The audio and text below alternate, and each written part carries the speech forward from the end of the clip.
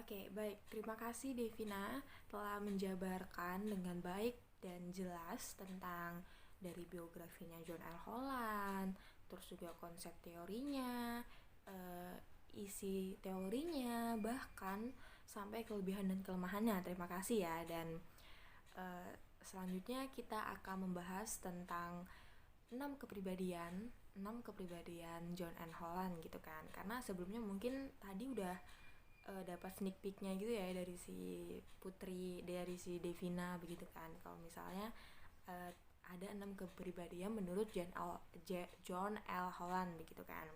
Nah, mari kita bedah satu persatu. Nah, yang pertama itu adalah tipe sosial. Jadi tipe sosial ini udah pasti ya, udah dari namanya tipe sosial, berarti orang-orang yang suka bersosialisasi, orang-orang yang ekstrovert bisa disebut begitu ya. Jadi biasanya orang-orang yang termasuk tipe sosialisasi ini orang-orang yang memiliki kepribadian itu suka menyapa, suka membantu, suka berbicara, terus tuh juga suka mengenal hal-hal baru, terus juga orang yang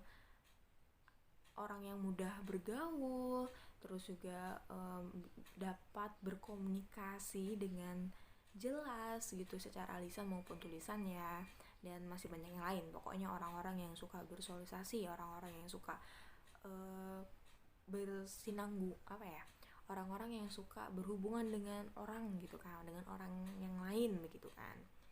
Nah, pokoknya itu tipe-tipe orang yang begitulah, tipe-tipe orang yang juga bisa disebut easy going gitu kan.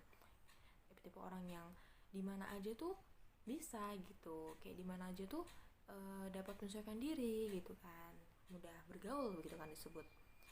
Nah, biasanya orang-orang yang memiliki tipe sosial ini, dia itu suka sama pelajaran. Nih, sama pelajaran aja disebut nih ya di teori Holland ya. Suka pelajaran bahasa Inggris, matematika, ilmu sosial pastinya. Kalau mungkin kalau di SMA, SMP begitu disebutnya salah, kalau di SMP mungkin itu disebutnya IPS ya, ilmu pengetahuan sosial gitu. Jadi tuh ada kayak ilmu sosial, terus tuh ekonomi itu juga tuh dikit-dikit tuh dia suka tuh, tipe sosial tuh biasanya suka itu. Terus sama bahasa Inggris, matematika dan sebagainya begitu kan. Itu biasanya orang-orang yang tipe sosial tuh suka sama mata pelajaran itu gitu. Kita lihat aja apakah nilainya bagus di mata pelajaran itu gitu kan. Oke, selanjutnya itu ada karirnya.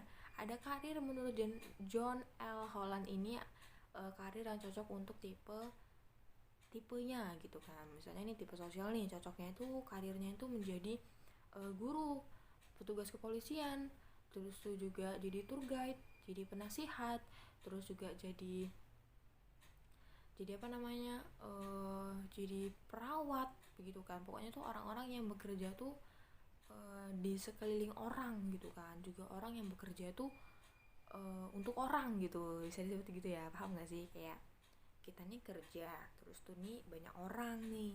Nah itu kan ada tuh orang, tipe orang yang nggak suka di keramaian, nggak suka dikelilingin oleh orang-orang. Nah itu kalau tipe sosial mah suka gitu kan, udah dikelilingin orang, terus juga kita tuh bekerja untuk orang gitu. Misalnya guru gitu kan, kita kan bekerja untuk orang lain itu kan. Kita juga memberi ilmu kepada orang begitu kan. Pokoknya tuh tentang orang-orang gitu kan di tipe sosial ini. Pokoknya karirnya tuh yang cocok untuk itu gitu.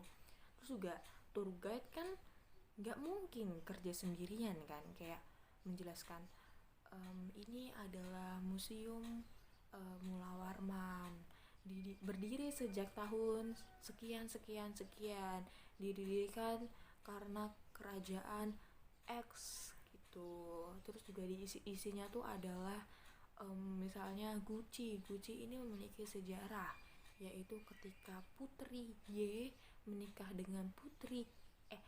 dengan putra X, lalu ia lalala gitu kan. Kan nggak mungkin dia jelasinnya sendiri gitu kan, tapi kan pasti dia ngejelasinnya untuk orang lain, untuk kayak turis begitu kan, bisa disebut turis gitu kan. Kayak dia tuh jelasin ke turis kalau misalnya ini museum ini museum ini berdiri sejak bla bla bla, itu kan menjelaskan kepada turis gitu kan. Dia kan berarti bekerja untuk orang begitu, kayak gitu. Lalu yang kedua ada tipe realistik. Nah, tipe realistik ini orang-orang yang sukanya berpikir, sukanya tuh mengamati, terus tuh juga sukanya itu pokoknya ya mengamati, meneliti, terus tuh suka merakit sesuatu, terus juga suka membuat apapun itu. Terus juga dia tuh tipe orang yang berpikir sebelum bertindak. Jadi tuh kayak bukan orang yang gegabah gitu loh. Pas itu semuanya tuh ada strateginya gitu. Dia juga suka menyusun strategi ya berarti ya. Pokoknya tuh kayak semua tuh kayak udah diperkirakannya begitu kan. Jadi tuh nggak ada yang gegabah begitu ya. Kayak tindakan gegabah tuh kan banyak banget tuh kan. Kenapa ya aku ngelakuin itu gitu kan. Nah tapi kalau tipe realistis ini tipe-tipe orang yang sebelum ngomong aja dia tuh mikir, nanti kalau aku ngomong ini nanti apa yang terjadi selanjutnya begitu kan. Nah kayak gitu. Ini pokoknya tipe-tipe realistis, tipe-tipe realistik itu tipe-tipe yang begitu. Dia mungkin pemikir yang baik, tetapi dia itu belum tentu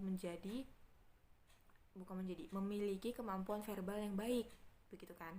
Jadi tuh dia tuh bisa aja karena seringnya berpikir, seringnya mengamati, lebih sering mengamati dibanding bertindak gitu kan. Itu tuh ngebuat dia itu susah untuk berkomunikasi tapi itu menyusun kata-katanya secara verbal begitu, kayak kurang lihai begitu kan. Beda tuh sama orang tipe sosial tuh yang sukanya tuh ngomong terus kan sama orang-orang gitu kan, karena dia emang suka bersosialisasi gitu kan, makanya kemampuan verbalnya baik begitu kan. Tapi orang-orang yang realistik ini dia itu kurang dapat bisa berbicara gitu. Maksudnya berbicara tuh kemampuan verbalnya ya, maksudnya bukan yang kayak terbata-bata ngomongnya gitu, enggak kayak gitu. Dan dia juga jadinya sukar dalam bergaul begitu loh, karena dia tuh lebih suka pendiam, mengamati, mengobservasi gitu. Pokoknya sukanya tuh diem aja jadinya tuh susah bergaul begitu kan. Sukar berbaur, maaf ya. Nah biasanya tipe-tipe realistik ini juga dia tuh nggak suka berimajinasi.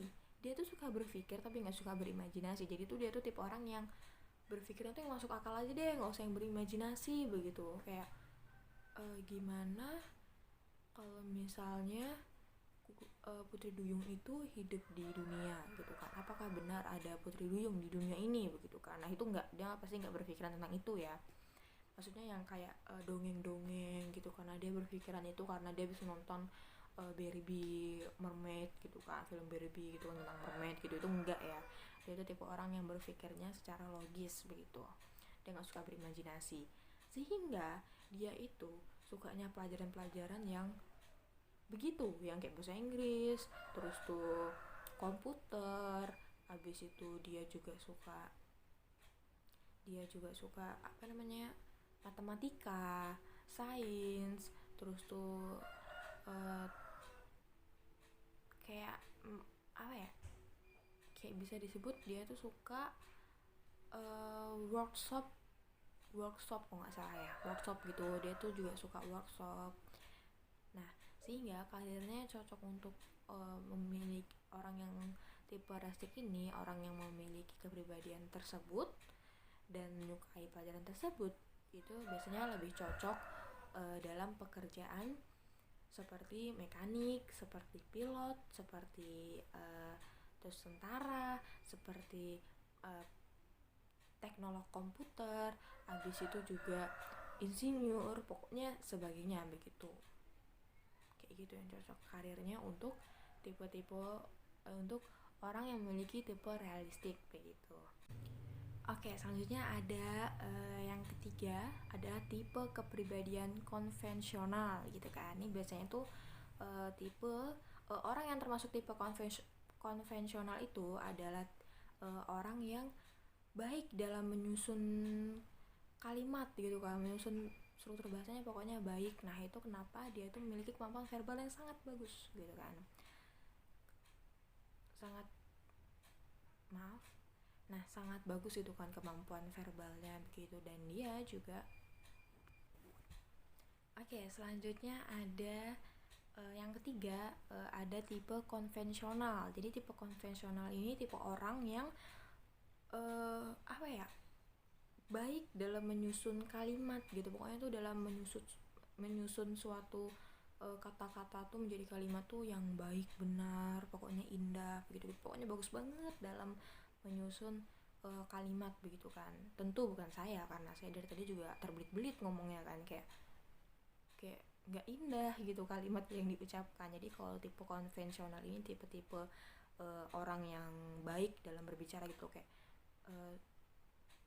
kayak rapi, tersusun rapi begitulah, rapi tersusun rapi gitu, pokoknya begitulah. Jadi tuh kemampuan verbalnya tuh sangat baik gitu ya.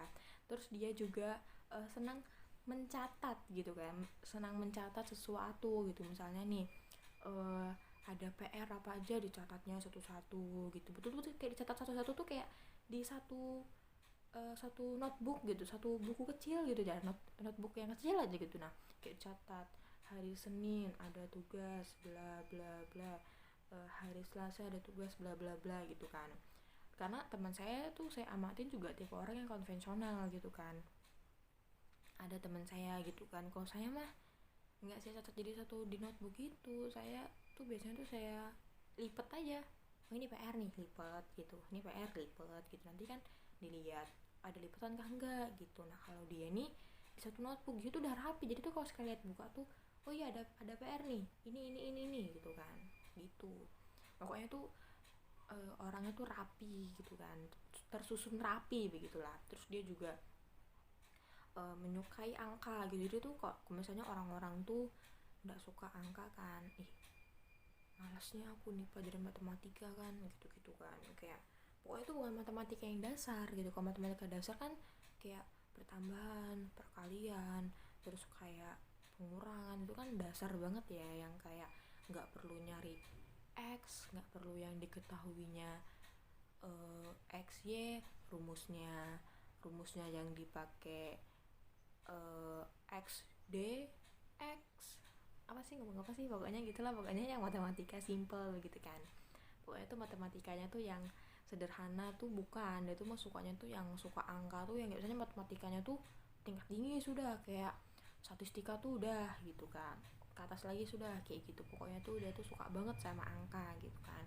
Dan dia orang yang teliti gitu, makanya dia tuh suka angka, karena dia tuh orang-orang yang teliti. Karena orang yang menyukai angka tetapi tidak teliti itu sama aja bohong ya. Jadi tuh ini tipe orang yang teliti, sudahnya rapi, teratur, terus juga teliti.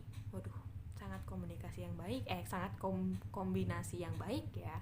Terus dia juga disiplin dan tertib, karena dia itu suka mencatat, suka merekam, suka menyusun dengan rapi. Dia tuh dianya disiplin gitu loh, jadinya tuh kayak tertib gitu. Misalnya kalau ada peraturan datang ke sekolah jam 7 gitu, nih bisa-bisa dia nih datang jam 6 gitu.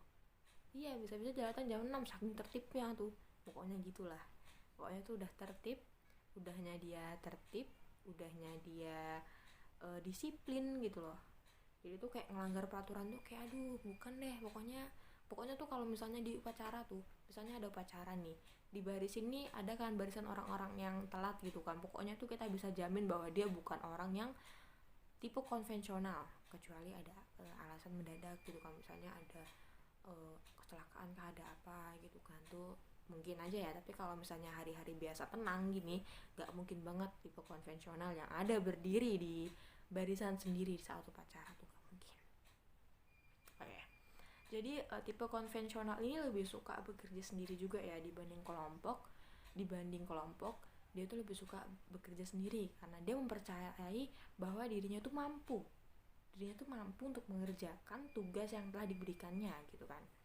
Walau di era sekarang itu kita membutuhkan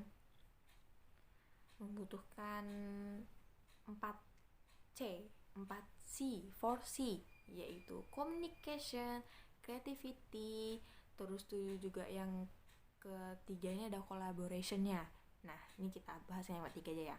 Collaboration nih. Jadi collaboration itu kita membutuhkan kolaborasi, bekerja sama. Jadi mungkin tipe konvensional ini harus menyesuaikan dengan keadaan sekarang ya, bahwa sekarang itu kita harus memiliki porsi yang ketiga itu adalah collaboration begitu kan. Kita harus bisa berkolaborasi. Jadi sekarang tuh bukan tipenya, bukan masanya lagi kita itu saing-saingan secara individu, tetapi kita saing-saingan dalam relasi begitu kan. Jadi itu kayak berkolaborasi, kita berkolaborasi, kita memiliki relasi yang baru begitu kan. Nah, ini yang perlu diperhatikan dari orang-orang yang memiliki tipe konvensional yang suka bekerja sendiri begitu kan. Lalu mata pelajaran yang disukai sama tipe konvensional ini adalah mata pelajaran seperti matematika, pokoknya ini pasti matematika, statistik itu juga udahlah pokoknya statistik itu juga iya gitu kan. Terus tuh juga dia suka mata pelajaran tuh kayak apa ya, kayak studi bisnis, akuntan, kayak akuntansi gitu-gitu. Terus dia juga suka bahasa Inggris gitu. Dia juga pokoknya tuh kebanyakan tuh suka sama yang angka-angka sih gitu. Kayak yang pokoknya kayak ribet-ribet nih disukainya sama tipe orang yang konvensional nih kan. Kayak gitu. Nah, walau dikatakan bahwa tipe konvensional ini harus kurang cocok dalam generasi sekarang, tetapi jangan khawatir bahwa sebenarnya ada karir yang cocok untuk tipe konvensional, bahkan sampai masa yang mendatang pun itu akan diperlukan begitu kan. Contohnya pekerja bank. Nah, itu biasanya tuh tipe orang yang konvensional gitu kan, pekerja bank, terus tuh bendahara, ahli statistik, terus tuh pekerja kantoran gitu kan. Itu banyak pokoknya masih membutuhkan orang-orang yang tipe konvensional, yang menyukai angka, yang menyukai kesendiriannya gitu kan. Ini bisa disebut bahwa tipe konvensional itu termasuk orang yang enggak introvert sih, enggak jadi. Oke, selanjutnya kita lanjut ke tipe berikutnya, yaitu tipe keempat, tipe intelektual. Nah, jadi menurut Holland tipe intelektual itu seperti berpikir sebelum bertindak, terus juga lebih suka menyusun strategi, terus memiliki minat akademis yang tinggi, terus juga sukar dalam bergaul, kemampuan verbalnya itu juga kurang, pokoknya itu kurang lebih sama kayak tipe realistik, kurang lebih aja ya, kurang lebih dikit aja tapi. Terus dia juga sukanya bereksperimen gitu loh, mencoba-coba hal yang baru gitu kan, kayak membuat sesuatu, create something begitu kan. Ini biasanya tipe intelektual yang suka begini-ginian nih kayak gitu. Terus juga mata pelajaran yang disukai sama tipe intelektual ini of course itu sains, komputer, matematika, terus bahasa Inggris. Kayaknya tuh semuanya ada bahasa Inggrisnya deh, kayaknya mereka semua tuh suka bahasa Inggris gitu kan. Nah, terus tuh mata pelajaran yang kayak apa ya, kayak yang berat gitu loh, paham gak sih, yang kayak agak berat gitu disukainya gitu. Kayak misalnya tuh kan sains sudah termasuk berat loh ya, karena kayak membutuhkan pemikiran yang baik begitu kan, karena banyak banget tuh kan kayak dalamnya tuh kayak ilmu ini, teori ini itu banyak banget gitu. Jadi kayak pelajaran tuh menurut saya ya, itu pelajaran yang berat menurut saya. Lalu karir yang cocok untuk orang-orang yang memiliki tipe intelektual ini adalah dosen, karena dosen itu memiliki minat di akademis yang sangat tinggi ya. Iya, kalau bagian yang saya bilang dosen memiliki minat di akademis yang tinggi itu menurut pribadi saya sih begitu gitu kan, karena dia itu mau kayak sudah melanjutkan dari S1, mungkin habis itu langsung S2, mungkin habis itu S3, bahkan ada yang S3 gitu kan. Terus dia menjadi dosen, berarti dia tuh memiliki minat yang sangat tinggi dalam bidang akademis begitu kan, karena dia udah menempuh perguruan tinggi selama bertahun-tahun, kerjanya pun untuk ilmu begitu kan. Karena kan saat orang bekerja menjadi dosen, menjadi guru itu kan pasti lagi-lagi kita akan belajar setiap saatnya begitu kan. Berarti kan dia memiliki minat di akademis yang tinggi begitu kan. Terus dia juga cocok untuk menjadi ahli zoologi. Nah, mungkin yang nggak tahu ahli zoologi itu apa, mungkin saya bisa insert fotonya di sini itu gimana gitu kan. Kayak mungkin bisa teringat lah, oh ahli zoologi ini ternyata ini gitu kan. Terus juga cocok nih orang-orang yang tipe intelektual itu cocok untuk bekerja atau berkarir di bidang kesehatan, kayak kesehatan untuk perawat ya, kayak dokter, kayak bidan, kayak suster, pokoknya begitu-gitu tentang kesehatan gitu kan. Farmasi itu juga termasuk. Terus juga dia suka dalam pertanian, dalam teknisi komputer, dan masih banyak yang lainnya begitu kan. Nah, jadi kan udah ada 4 tipe kepribadian. Yang pertama sosial, yang kedua ada realistik, yang ketiga ada konvensional, yang keempat ada tipe intelektual, dan yang kelima ada tipe artistik. Nah, tipe ini tuh biasanya orang-orang yang membuat sesuatu gitu kan. Terus orang-orang yang memiliki kreativitas yang tinggi, yang sangat tinggi gitu kan, sehingga dia tuh memiliki banyak ide-ide yang bermunculan di kepalanya nih gitu kan. Dia juga suka merancang sesuatu begitu kan, merancang, nah pokoknya kayak gitu-gitu itu dia suka. Terus dia itu biasanya tuh mengekspresikan emosinya itu secara tersirat. Misalnya nih, kalau misalnya orang yang tipe artistik ini kan dia nih pengen mengekspresikan bahwa dirinya tuh sedang sedih begitu kan, maka dia akan contohnya kayak melukis sebuah lukisan yang tersiratnya tuh dia lagi sedih gitu. Misalnya kayak ada pemandangan di kebun, terus ada orang yang berdiri sendiri sambil menunduk ke bawah begini, itu kan mengekspresikan bahwa kesedihan gitu kan, kesepian, kesedihan, terus juga kehampaan. Nah itu tuh bisa jadi itu adalah ekspresi dari sang pelukisnya sendiri begitu, bahwa dia tuh sedang begini loh sebenarnya. Jadi dibanding dia tuh ngomong kayak aku lagi sedih, wah jadi selama beberapa minggu ini aku lagi sedih, aku merasakan tidak ada semangat lagi dalam hidup ini dan sebagainya. Dia tuh dibanding kayak gitu, dibanding cerita atau dibanding pengumuman kayak gitu, dia tuh lebih kayak mengekspresikan bahwa sisi emosionalnya itu dalam sebuah karyanya gitu. Kenapa disebut bahwa dia tuh suka membuat gitu kan, suka merancang sesuatu gitu kan. Terus dia juga memiliki ide-ide ya, tidak sebenarnya memiliki ide-idenya tuh yang bukan ide-ide kebanyakan idenya itu bukan yang ide seperti biasa gitu yang kayak sangat familiar gitu, itu enggak ya. Jadi idenya tuh kayak yang idenya tuh sangat cemerlang, yang kayak belum ditahu gitu, nah yang kayak belum diketahui gitu idenya. Nah itu pokoknya tuh tipe-tipe orang yang memiliki kreativitas tingkat tinggi, itu tipe artistik gitu.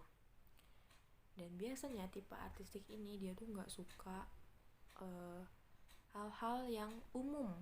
Jadi dia tuh misalnya nih orang nih jalannya biasanya lurus aja kan, misalnya nih tipe konvensional yang dia tuh tertib, yang dia itu disiplin tuh lurus aja. Nah tipe artistik nih sukanya agak gini-gini, nah gitu. Dia pokoknya tuh dia nggak suka tuh yang lurus-lurus, yang jalan biasa itu nggak suka. Dia sukanya tuh yang hal baru gitu, hal baru yang kreatif begitu kan, kayak itu suka dia. Terus yang terakhir ada tipe usaha. Nah tipe usaha ini itu adalah orang-orang yang suka berbicara dengan orang gitu kan. Dia tuh pandai, pokoknya ngomong sama orang lain tuh pandai. Dia juga bisa menghasut seseorang gitu kan. Maksudnya menghasut seseorang tuh ya dalam positif dan negatif ya, tapi kalau dalam ini sih sepertinya positif gitu kan, kayak menghasut orang-orang itu untuk melakukan atau untuk untuk membeli sesuatu gitu kan. Ini nih, ayo, ini bagus nih barangnya nih, kita barangnya bagus gitu kan, ini nggak ada nih pokoknya diskon di toko sebelah itu harganya sekian, tapi di toko kami harganya hanya sekian sekian sekian gitu kan. Tuh terhasut orang-orang ini, pokoknya punya power yang bisa mempengaruhi perilaku seseorang gitulah, kayak gitu. Terus juga dia itu pemimpin yang baik ya. Dia tuh biasanya tuh tipe usahanya dan tipe usaha tipe yang apa tuh, pemimpin yang baik begitu. Nah, kayak kan ada tuh kayak pemimpin tuh ada yang ngebos, ada yang pemimpin gitu. Kalau ngebos tuh kan kayak nyuruh-nyuruh aja, kamu nih bla bla bla bla bla bla gitu kan, kamu kerjakan A, kamu kerjakan B, kamu kerjakan C gitu kan. Nah, tapi kalau pemimpin ini enggak, dia tuh ikut kerja begitu, tidak hanya nyuruh tapi dia ikut bekerja begitu. Dan biasanya tipe usaha ini memiliki keterampilan secara alami, jadi tuh nggak perlu diusahain kayak namanya tipe usaha, tapi itu emang dia punya keterampilan yang alami gitu. Kalau misalnya dia emang pandai berbicara, bukan karena terbiasa, tapi emang dia emang dari sana pandai bicara, terus juga dia pandai dalam menghasut seseorang, dan masih banyak yang lainnya. Dia juga mudah bergaul, dia juga memiliki public speaking yang baik gitu. Nah, biasanya tipe usaha ini tipe yang dibutuhkan untuk generasi sekarang dalam Forsi tadi ya. Kalau kalian masih ingat, nah itu biasanya tuh tipe usaha ini yang dibutuhkan gitu kan. Nah, biasanya pelajaran yang disukai sama tipe usaha adalah ekonomi, terus suka bisnis, suka matematika, suka ilmu sosial, manajemen, dan masih banyak yang lain gitu kan. Jadi ini dari nama tipenya aja kita udah tahu kalau misalnya orang yang termasuk tipe usaha ini memiliki karir seperti wirausaha, CEO, manajer, terus tenaga jual, terus juga sales, pengacara, terus eksekutif manajer ya, sama aja sih. Dan masih banyak yang lainnya ya, politisi juga termasuk, dan masih banyak yang lainnya gitu. Oke.